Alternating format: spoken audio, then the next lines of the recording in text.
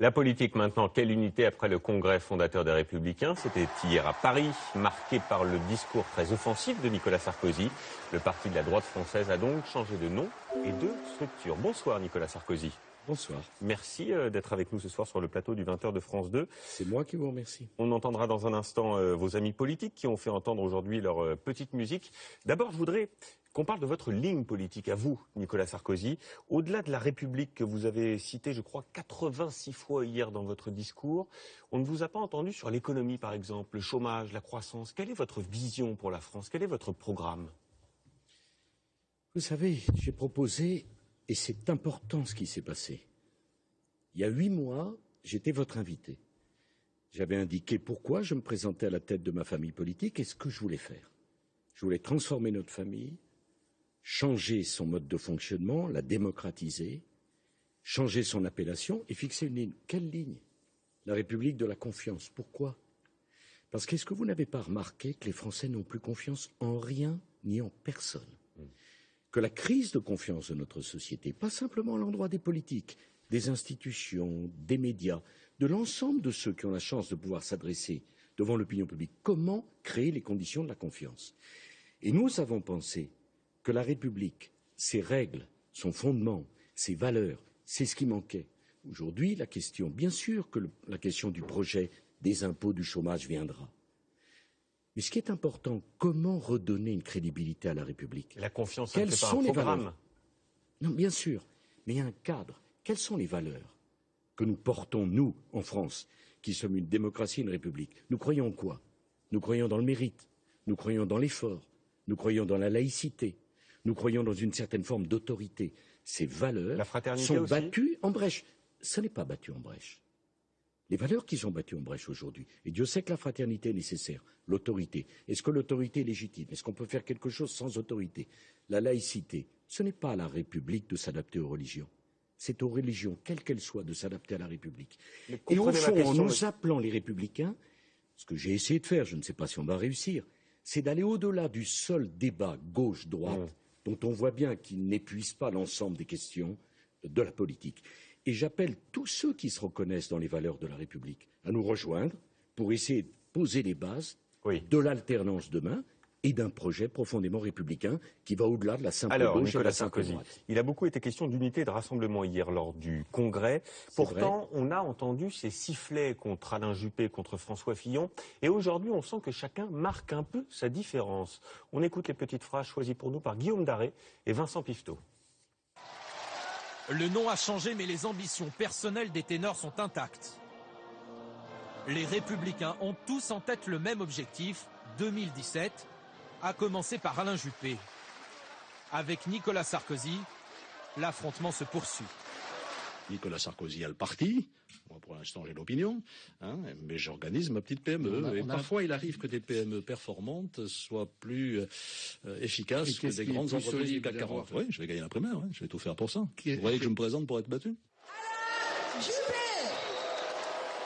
Alain Juppé, sifflé hier par une partie de la salle, tout comme François Fillon. Plus qu'un couac pour certains leaders. Pour moi, ça, c'est la résurgence de l'ancien parti. Pour moi, justement, ça ne doit pas être ça, les Républicains. Lui non plus ne s'en cache pas. Bruno Le Maire se prépare pour la primaire. Juppé, Fillon, Sarkozy, il veut tourner la page. Son credo, le renouveau. Faisons tomber les murs de cette classe politique qui ne se renouvelle jamais. Vous butez contre les mêmes visages. Nous allons vous offrir de nouveaux visages. Malgré les sourires de façade et les promesses d'unité, la compétition s'annonce donc extrêmement rude à droite. Avouez, Nicolas Sarkozy, qu'en matière d'unité, on a fait mieux. Avouez? Vous le prenez comme ça? Pendant 3 ans, cette famille politique s'est déchirée, s'est divisée, s'est affrontée. Il n'y avait même plus d'opposition. Ils ne faisaient que se déchirer entre eux. C'est la raison qui m'a conduit à être candidat à la tête de la famille politique qui est la mienne, pour éviter son implosion.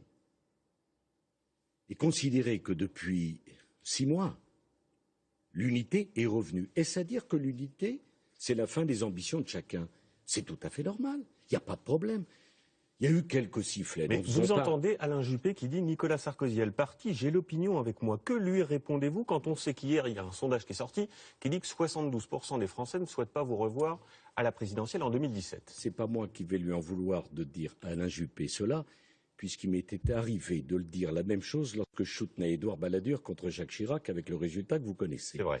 Donc permettez-moi de dire que quand on a été divisé pendant 3 ans, la tâche de rassemblement qui est la mienne est une tâche indispensable, difficile.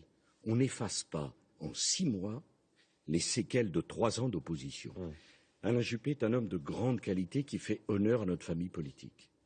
Bruno Le Maire et moi, nous avons été candidats à la présidence de notre formation politique. Ça s'est très bien passé. Nous nous parlons pratiquement toutes les semaines. Et le moment des primaires viendra en septembre 2016. Mais d'ici là, il y a les souffrances des Français. Il a fallu gagner les élections départementales. Il y a les élections régionales qui viennent. Je ne rentrerai pas dans ce jeu-là. Ma responsabilité de président de la famille, c'est de garantir que chacun peut s'exprimer, et je leur suis reconnaissant d'ailleurs. Tous ont pu prendre la parole. Je regrette les quelques sifflets. Mais quand vous avez 15 à 17 000 personnes devant vous, vous ne pouvez pas contrôler que chacun puisse se tenir parfaitement hors de ses sensibilités ou de ses régions. Moi-même, vous savez, vous êtes très jeune, et moi-même, il m'est arrivé d'être sifflé dans ma famille politique. Ça ne m'a pas empêché de continuer à appartenir à ma famille politique. Il y a quand même des sujets qui divisent et qui fracturent votre famille politique. Les questions autour de l'islam en font partie, vous l'avez évoqué tout à l'heure. On a le sentiment que vous parlez beaucoup de religion en ce moment, beaucoup d'identité, beaucoup d'islam, peut-être un peu trop, disent Nathalie Kosciusko-Morizet et François Fillon. Avez-vous le sentiment que la place de l'islam, permettez-moi de finir, avez-vous le sentiment qu'aujourd'hui la place de l'islam est plus importante que l'économie, par exemple? Mais non, bien sûr que non. Mais d'abord, c'est le droit de chacun d'avoir son sentiment, et pas une caserne. Et si on fait ce grand parti politique moderne et démocratique, c'est justement pour cela. Mais quel est le rôle d'un parti politique? C'est d'évoquer les sujets et les questions qui se posent, pas de parler d'un monde qui n'existe pas. D'après vous, la question de l'islam et la République, c'est un sujet important ou ça n'est pas un sujet important? Pour moi, c'est un sujet très important. Il ne s'agit pas de parler de religion. La République est laïque. Il y a un siècle, on est passé de la catholicité à la laïcité en demandant aux chrétiens de faire un effort. Je veux dire à nos compatriotes musulmans de France qu'ils ont parfaitement le droit, et ça serait un comble ça ne soit pas le cas, de vivre leur religion. Mais encore une fois, ce n'est pas la République de s'adapter aux religions, à l'islam, comme aux catholiques ou comme aux juifs de France. Mais vous entendez en creux le reproche qui vous est fait de chasser sur les terres du Front National, la droitisation du mouvement Les Républicains? Permettez-moi de vous dire, et surtout ne le prenez pas pour vous, si demain je dis que je suis contre la politique pénale de Mme Taubira, ce n'est pas pour ça que je suis raciste. Si aujourd'hui je vous dis que je suis totalement contre la réforme des collèges proposée par la ministre de l'Éducation nationale, ce n'est pas pour ça que je suis sexiste. La question de l'islam, de l'autorité, de la sécurité dans notre pays, de l'éducation nationale, ce n'est pas une question de droite ou d'extrême droite. Est-ce que dans une démocratie, on peut chacun défendre des idées et proposer l'alternance? Vous parlez du Front National. Vous avez vu depuis 6 mois. C'est votre adversaire principal aujourd'hui, le Front National, ou c'est la gauche? C'est un adversaire déterminé. Mais le principal?